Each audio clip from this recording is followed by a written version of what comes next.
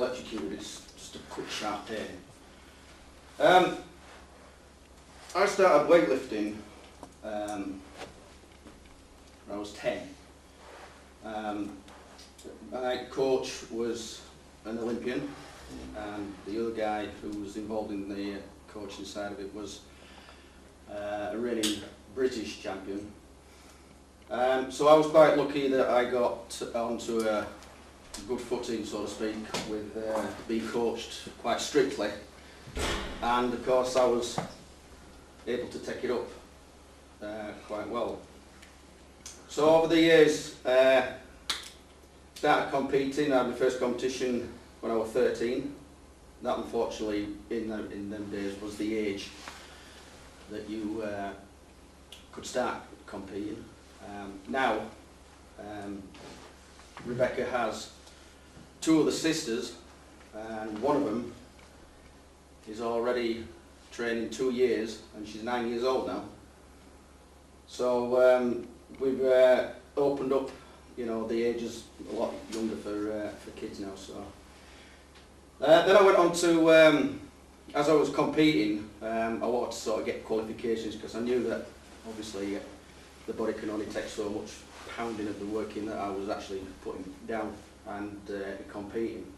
So I thought I'd want to go on to being a referee. So I started getting the referee's qualifications, and around the same time I started getting me coaching qualifications. So I got started up as the divisional coach, divisional referee, and the BAWLA leader coach. Then made my way forward for national referee, and then took the second qualification, which was BAWLA instructor. And then a little while after that, I got my international category 2 qualification, and at the same time roughly my BAWLA coach, which is now currently a level 3 in the new lineup, into it, I believe. Yeah. It's level 3, and then a little while after that I got my category 1 international referee, which I've used quite a bit now. I've managed to move around Europe as a referee. But then more into the coaching. As I was developing through the years as a lifter, there was other people who was training at the time, and then Frank, my coach, had to go off with other commitments, so I just sort of carried on with the gym. And then we had other people coming down, and I started to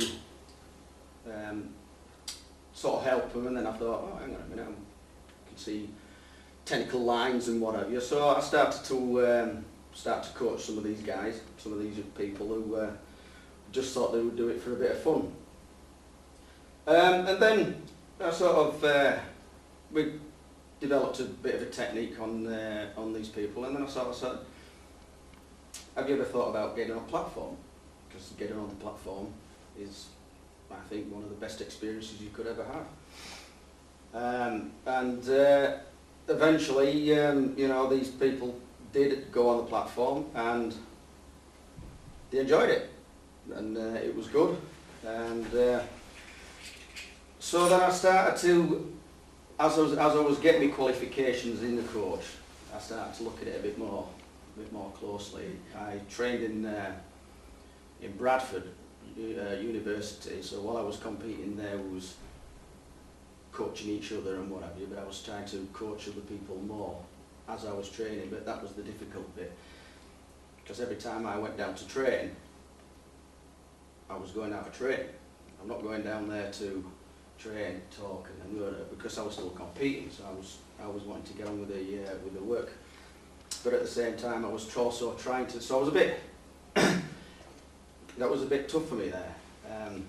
But there was a young kid that come down, and I started to work with him and develop his technique. And then I started to think, right, hang on a minute, yeah, I can do this. So we goes on, and I started to coach more and more people, I went to Sheffield. I used to go to Sheffield every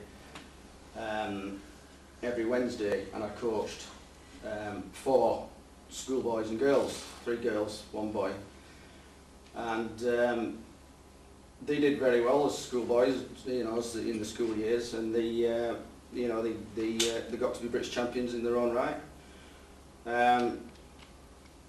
And then I started to, as my body started to say, calm down now, you know, you're starting to work a bit, I started to look more and more into the coaching side, and then I started to move around in other gyms. I was going over to Skipton, or coaching a couple of kids over in Skipton.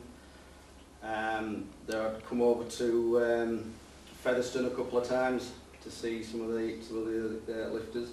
We developed in the northern region. We had an idea of to run Saturday morning, Saturday afternoon training sessions where I would there be as a coach. We have another coach coming down from the northeast, and we'd use our knowledge and what have you as coaches to work on people who are unattached, or they've not got the qualifications in their gym to go through and stuff. So those weekends were quite good, and we used to have the Saturday morning snatching, bit something to eat, and then Saturday afternoon would be all the cleaning, jerking. Then we'd all have a chat afterwards, and then people would wander off. And then as we went on, I started, you know, I noticed Rebecca for the first time, and of course with Rebecca there was tremendous amount of power. Very young girl. She had this. She is, but even as a 11-year-old, 12-year-old, she was very well set, very good to see, muscular, strong legs, strong back, strong shoulders. And when I first saw her lift, she'd just grab the bar and rock it with it. And I thought, wow, if I could have an opportunity there to work with that girl. So you could see the years of growing up and growing into being a coach, it could spot the talents of these athletes as I was going along. And that's developed on and on, not just with Rebecca. You could see, I mean, Rebecca's something special, but with other kids that I've trained, like the youngins in Sheffield, there was one that advanced more than the others, and you could see that as she was training and what have you, she was responding to the coaching, she was responding to the programs I was writing, and the others, they filtered out for various reasons. And that girl again, she grew on to become a British champion and record holder, so she didn't do too bad.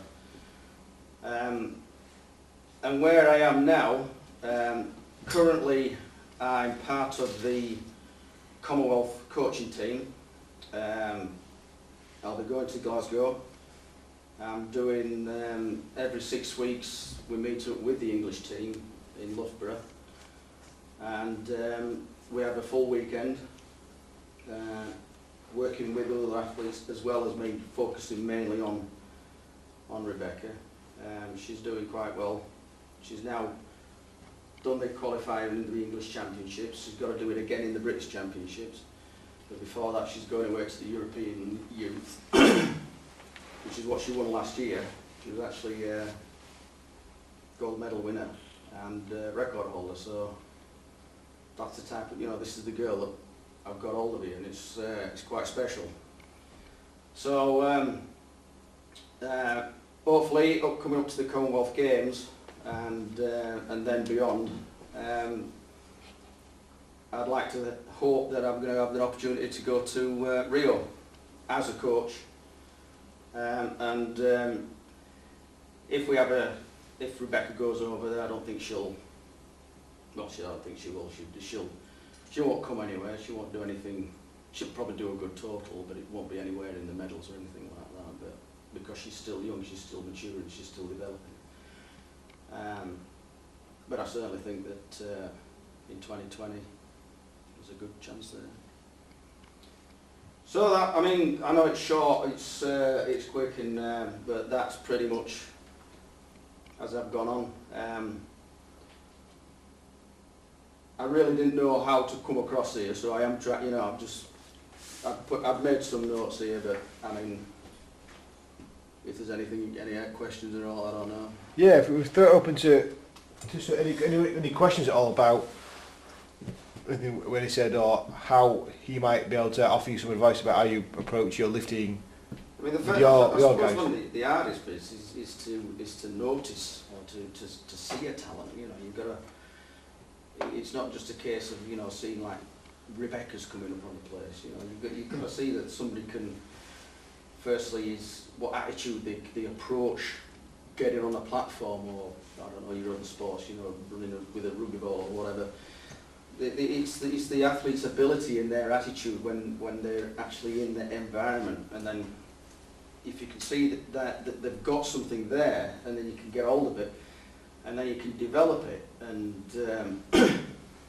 you know, that's one of the things I started to be able to notice. And the sad thing is that because I work, I can't go out to schools and I can't go out to places and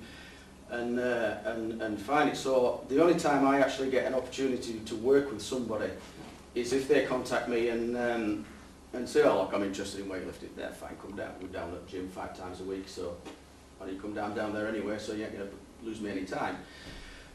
And people come down, and now Rebecca's got a training partner, a young boy. He's come down.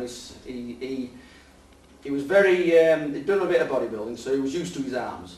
And he liked his arms, which a lot of people seem to think that for weightlifters that you need strong arms. Well, you don't. Quite honestly, all your arms do is connect the big muscle groups to the bar and then the props. That's it. That's your arms. The big muscle groups are your legs, your back, your shoulders, everything, all that. That's where the power is. That's where the strength is. Way stronger than your arms. Anyway, this young boy, he's there with his arms and what have you, and you could see him getting a bit frustrated, but he was determined. You could see the determination there. So I thought, I've got him here. And I was able to work with him. We changed the exercises to develop him using his legs and his back more and getting confident using his legs and back, because the bar was always here, thinking he had to go like that. Whereas I was saying it's got to be here, where you can go like that. So the hips do the work, the shoulders, the back.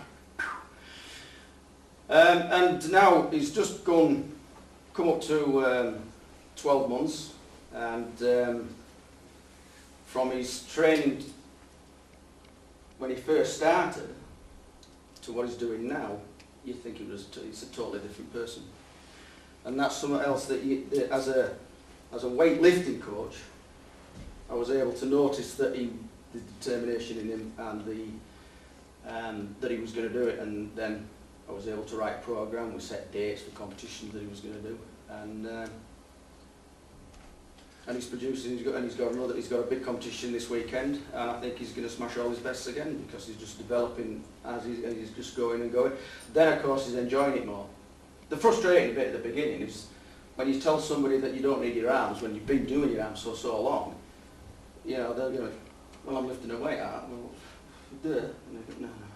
You're using the arms a different way, you've got to use the body in a different way. But now he's starting to get used to it, and he's still developing. There's going to be a long way yet before he's going to get the full use of his, because he's still as a little dependent on his arms. But very shortly, you know, next 12 months, he's going to be there. He's going to do a lot better. When you're training these guys, do you train them purely on weightlifting technique, or do you train them on kind of supplementary exercises around? There is there's, to begin with, the first part of getting somebody into weightlifting, you've got to get them. They've got to develop the technique. The technique is the hardest bit. We could all get strong, but the technique that's the hard bit. You've got to make sure that they can get into the bottom positions. You've got to make sure that they're comfortable down there. You've got to make sure all the flexibility is there before you start, you know, putting on resistance. So yeah, in the early stages, it's all technical work. technical exercises. And then but at the same time as well, after the technical work, then we develop a bit of strength in the shoulders area and stuff like that, and the squats and stuff. So there is exercises around it, but early stages technique. And hammer. with kind of the younger athletes, like you get some kind of young kid that's in there, do you find that they have kind of similar issues in terms of not being able to execute technique properly, or like with an older athlete, for example, like if you try to teach me to Olympic lift, I've got, you know, tight this, tight that, this doesn't go there, so there's other issues to deal with. Do you find that they have certain kind of pattern problems, or? Mostly, the good thing about kids is they're all still very elastic, and you can, you know, get them into positions quite easily. It's only if there's been an accident and they had a young lad who he'd broken his ankle. So one ankle did flex down quite well, but the other one was always stuck at 90 degrees. So all I did, we just adjusted his foot spacing so that he was able to get down into a full squat with the weight over his head. And so you have to work sort of around it, work on his this build up strength in the areas where he's weak. And once we got him confidently putting his feet in another place, because it's all about confidence when you think about it, that you're throwing a free weight over your head and you're getting underneath it and you're catching it. And you know, as people get stronger, the weights get heavier. So it's about confidence as well, of getting that bar up and getting underneath it. And over time, he putting his feet in the right place, he developed a good strong position, and his confidence grew, and he was able to carry on lifting. So do you use weightlifting technique to create flexibility? I've actually had a bloke come down who he'd been involved in a car accident, and he had been going through therapy and what have you, and somebody's told him to go to find a somebody that does weightlifting. He come down to me, and we did a couple of months of weightlifting exercises to build his flexibility back in his hips and stuff like that. So yeah. So you'd rather use that than other assistance exercises? Well, I mean, I went to a physio, which seems to be the normal thing for me just lately, but and she says to me, what exercises do you? I said, well, I'm a weightlifter, so I do snatch and clean and jerk. She says, right, so what assistant exercise do you do? I said, well, power snatch, snatch pull. So she went, no, what assistant exercise? Well, power clean, you know, clean pulls, full squats. No. What assistant exercise do you do? And I'm, what are you talking about? Well, do you do squat thrust? Do you do? Oh, I see. Sorry, those ones. So yeah, yes, we do stuff like with the elastic bands. And one of the good things that with Rebecca is that when she comes, because she's come from an athletics background, they used to do a lot of elastic band and we were going like this to work this side, you see. So I have been doing that as well. and of course, having that over the years, I've used a lot of my experience with me being hurt and what have you, and how I recuperated and getting the knowledge of other people, how I used to do it.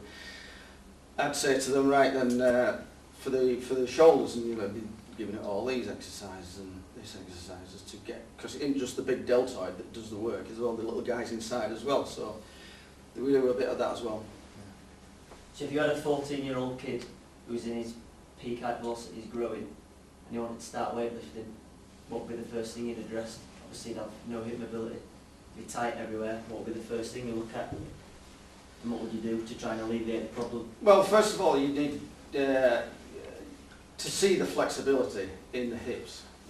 Footwear, you can, anybody that comes down to a weightlifting gym, I say, fetch something with a heel, because you know, I mean, these are all good, these trainers and what have you. I mean, I could probably do a full squat, but I still think I've done thousands and thousands of times.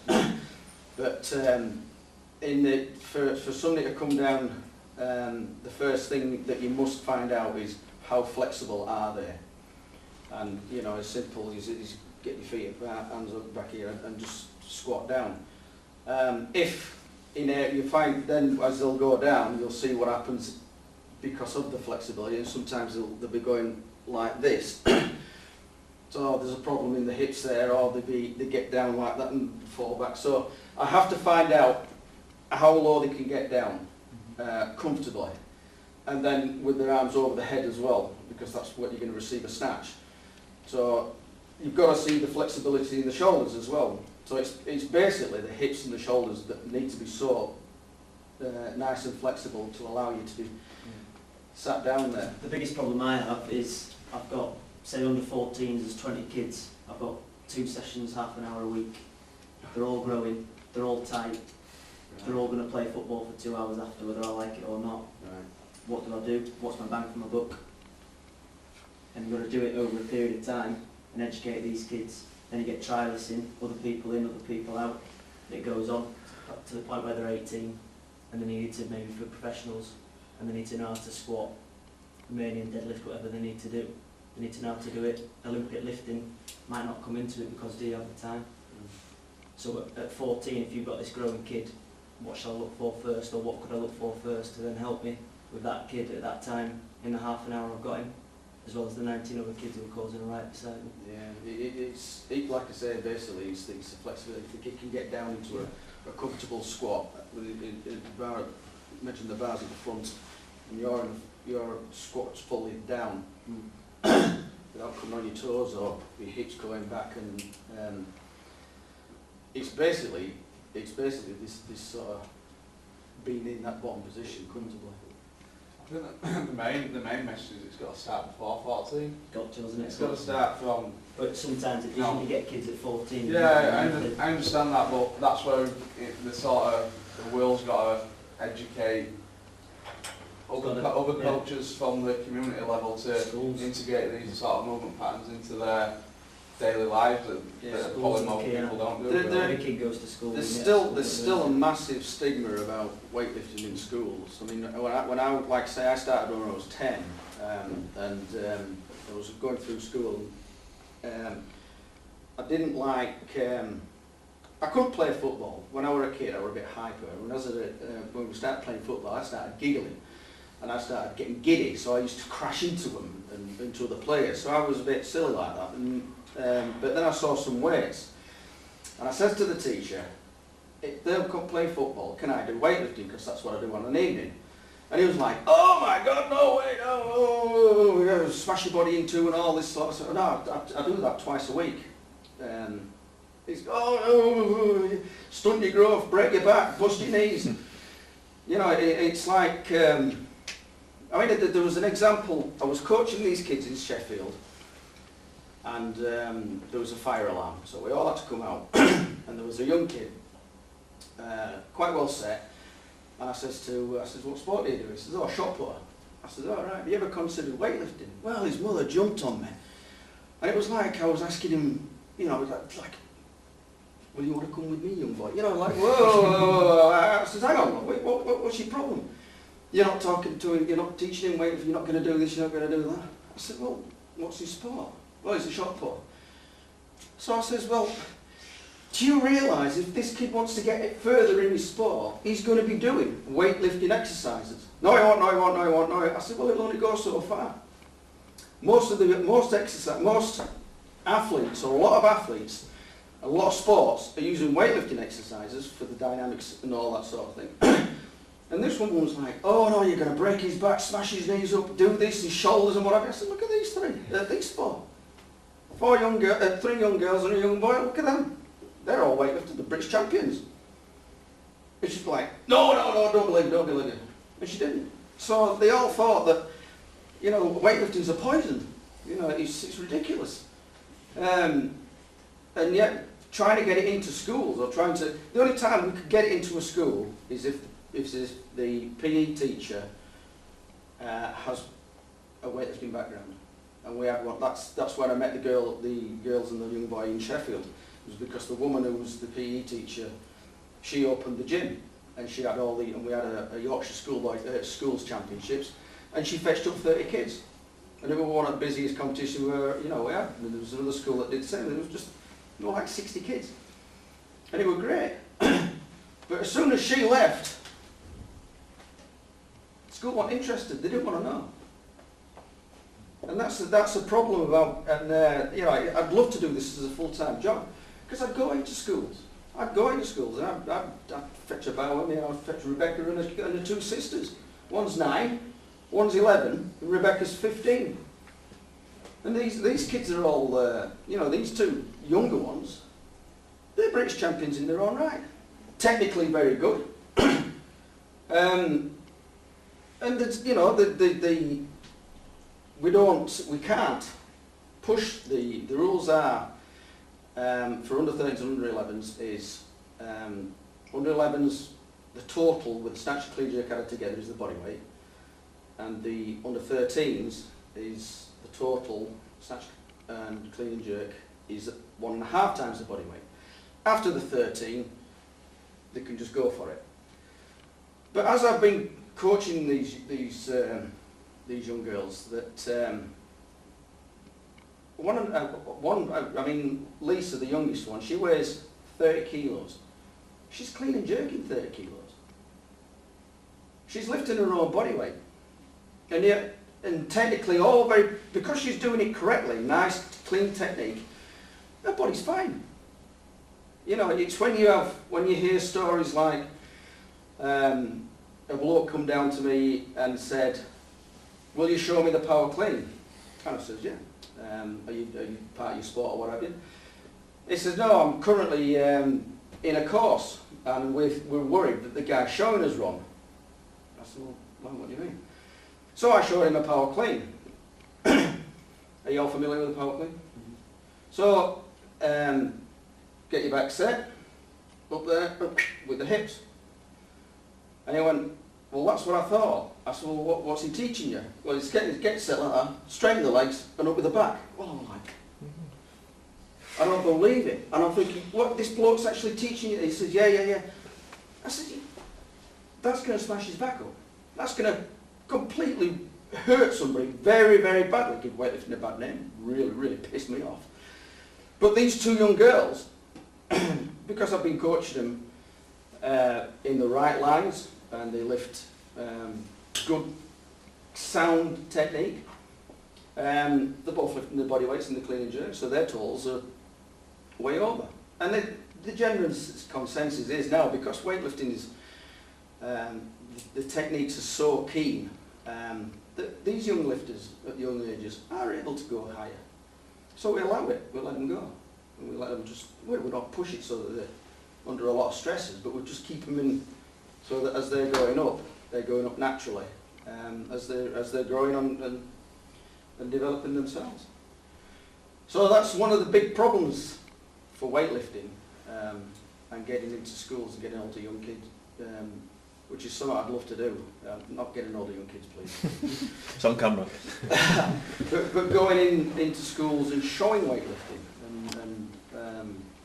and getting, you know, getting people into the sport more, or at least getting more and more people to understand the sport.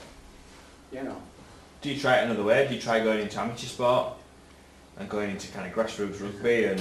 Well, you know, that's another thing that I'd love to be able to do. I mean, I work, and then most nights we're down the gym till that 8 o'clock, 8:30. Saturdays and Sundays is just recent. I mean, this year's been ridiculous.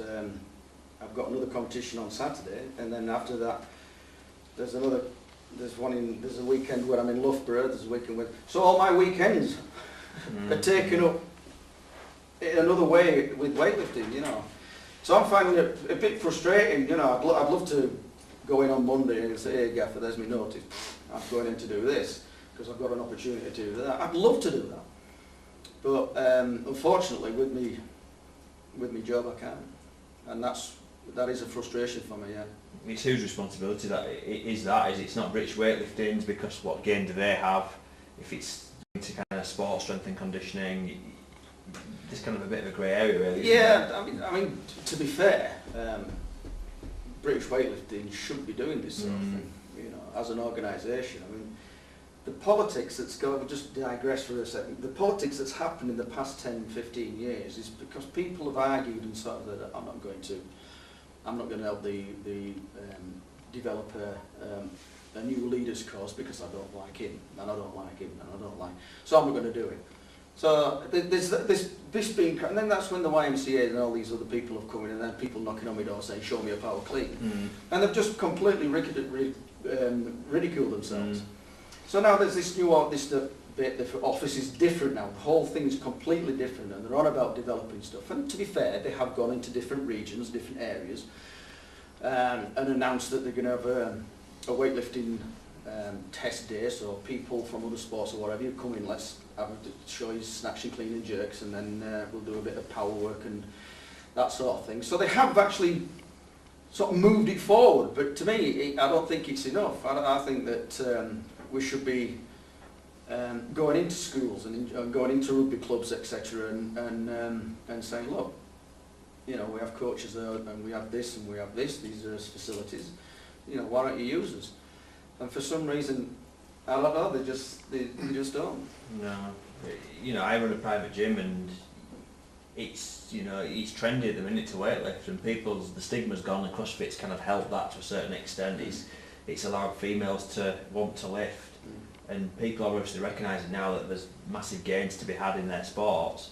So they're not just exclusively weightlifting, although they're lifting weights. They need to catch it while it's popular, before these people start to do damage to themselves, and there's a problem. There's a bigger problem. But there's a lot of talent being missed.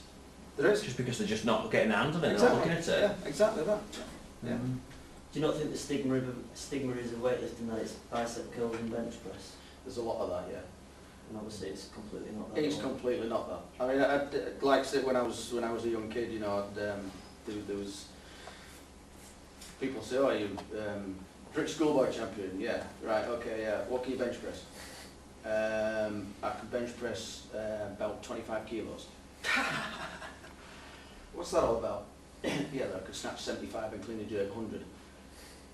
What are you talking about? I ain't got a clue. So I'd say, well, have you seen the Olympic Games? Oh yeah. Well, that's the snatch and that's clean and jerk. That's what I do. And all the it's funny that all the time, as I was, you know, growing up, and I'd say people would hear about the weightlifting and they'd say, oh, blah blah blah, I was bench press, this, that, and the other. I'd say, well, come down to the gym, I'll show you. Nobody ever did. Nobody ever come down, apart from one come down. And he was bigger, taller, because I was always a small fella. And he come down, I was squatting with 60 kilos, and I took the bar off, did set 3, put it back on racks. He went, what's that? Then my coach said, 60 kilos. So he went, ha ha ha. So Frank goes, have a go. So he took it off and he, what the bloody hell? So I did another set. But I've been doing it 3 years then. So he was quite shocked that little me was doing what I was doing. Yeah, it is a bit of a thing that when people hear you're a weightlifter, it's all about arms, bench press, curl. I mean, that's a pulling exercise. Yeah, fair enough, that's a pushing exercise, but that's what you do. You're pushing out, you're holding out all the time. And yeah, there is a, because people don't understand it. I think that's the idea again of going into other places and let it be, excuse me, let it be seen more. I mean, I was guilty of it because I run the competitions, have been running the competitions in the northern region. But so we'd set up a competition. The only people that would know about it is the people in the northern weightlifting. I never put it out anywhere else because, again, even myself was guilty of it. That I were either too busy or I just never thought about it. And yet I should have put it in the local papers, put it in the other gyms, go to other gyms and say, look, there's a weightlifting competition, do you want to come down and have a look? And there would have probably got more interest. There would have got somebody down and go, I might have a go at that. Can you show us some weightlifting? So, you know, I'm as guilty as all of them, as the other one, by not going out and sort of putting the feelers out and saying, look, I am a coach, level 3 coach. Why don't you come, if you want to come down and have a look, see if I can do something with you. if not, we can do some exercise to get you stronger so you're up in your other sport. And it's something, you know, like I said, if I had the opportunity, that's exactly what I would be doing. Because then I wouldn't be thinking about the crappy job that I have. And then the schedules are, you know, that most nights I'm rewriting a schedule that I've already written because the training that they've done in the first 3 weeks might not be working. So there's a lot of that. So when I actually go home after a training session, I'll be sat down and laptop will open, I'll be flicking through this. And yet really I think I should be writing to people and saying, look, there's a weightlifting competition coming on, this is happening, that's happening, that's happening. And and we should be putting it more on the website. Our website's crap. The British weightlifting website, that's embarrassing. We're embarrassing ourselves. It's hard to get into. I know when I was into kind of lifting things when I was a kid, you look for a gym and it was just non-existent. You just couldn't find it. And you knew they were out there, but it's just like, it's almost like it's a very secret, you know, closed door. And I mean, there should be a lot more. What was it? The face of it should be there in all over the place, you know. And we haven't been doing. But when the Olympics are on, everybody watches weightlifting. People love it. I tell you what, I went cycling have jumped on cycling's success, haven't they? Yes. And everyone's cycling now. Yeah. So weightlifting should have.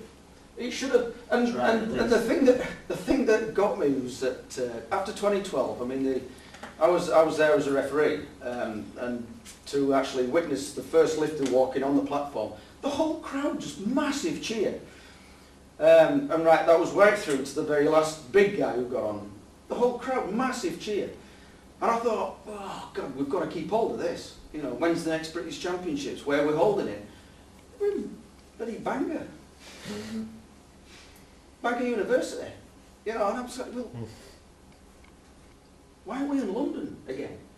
Why aren't we in a big hall, big stage like that, and just splat it all around London? The British Weightlifting Championships are on. It went to Bangor University. The place was empty. There was nobody there. There was just the Chinese that were still hanging about. Well, the kit was. It's purely, that was down to the fact that that's where the kit was. Just the Chinese had all the kit. No, I fetched the kit down from Mythenroyd. Oh, wasn't it there then? Was it, heck? They had the platforms. Yeah. We put the platforms there. We put all the platforms into You Chinese. put them 6 platforms in the main one? Yeah. I fetched all the weights down. Yeah. They were all, I can tell you there were weights on all those platforms when the Chinese were there, so where they went I don't know. To China. Probably, yeah. Well, the Chinese, when with the Chinese? When they were... Oh, for the Olympic Games? Yeah, oh, yeah. sorry. Yeah, well that would have been supplied by Sweden, by the RICO. Because they went back. Yeah. The other, there was another team, I can't remember what team they were actually, in Leeds. We supplied the weights for them. Yeah. But those 6 platforms, they was used again at the British Championships last year, and I fetched all weights down for them. I mean, Do you think there's damage being done to weightlifting community by these coaches that have been on a day's course and then teaching, you know, like your CrossFitters, you see all these varied techniques from really dynamical and, you know. There is a bit of stuff there, because you see some athletes getting on the platform and you see them doing a lift and you think, and you know they'll raising the hips and they're rounding the back, or they'll throw the head back, and you know they're catching the bar here or something like that. I've seen that, and sometimes you think, you know, is it for me to say something, you know? But it is difficult. Where does it come from? Well, that's what I was saying about earlier, when the guy came with me and said, show me a power clean. Yeah. And I'm like, oh, is it your sport? No, I'm on a course. You fucking what? You're on a course, somebody's teaching you to do that. And that's yes, it does worry me, because not only is it making the sport look bad, but somebody's going to get hurt. Yeah. Well, that CrossFitter did, didn't he? Broke his back, didn't he? Mm. Oh, there's that. Yeah. Ah, that's right. Yeah. People argue that something's better than nothing, don't it? Some people argue that it's better to do something than nothing at all, in terms of physical activity and this, that and the other. Whether it be right or wrong. I'm not saying it is, I'm just saying some people are. Well, yeah. I mean, that's why there are so many gyms now that's got so many facilities. You work your body in so many different ways. I'd like to see somebody doing it right, because you're going to get hurt. When you're handling free weights, there's free weight and then it's you. If you're there like that, holding the bar there, it's tremendous stress on your shoulders. You see them staggering around and you think, put it down, shouting at, put it down, you're going to hurt yourself. And people just say, oh, I've actually heard this, just get hold of the bar and rive it. So this kid, literally, we marched up to the bar and went, boing. So straight away, shoulders, boing, lower back, boing. And of course he dropped it. And I thought, so I looked at the guy and I said, why did you say that? You're going to hurt. Oh, he's all right, he'll bounce back. And I says, yeah, he'll bounce back when the ambulance pick him up off the floor. So, it does worry me that a lot of people, this level 3 that I did, I've done umpteen weekends and God knows how many exams to get it, and plus all the years' experience as a lifter, putting it into it as well. Because I think that when I coach somebody, I want them to lift right for one thing, but I want them to be using their levers in such a way that they're going to be more and more successful. You can't just get hold of the bar and just go for it. You're going to hurt yourself. If we just hold there, because otherwise we're conscious we run out of time for the next session. So big thank you to Eddie for that. It's brilliant.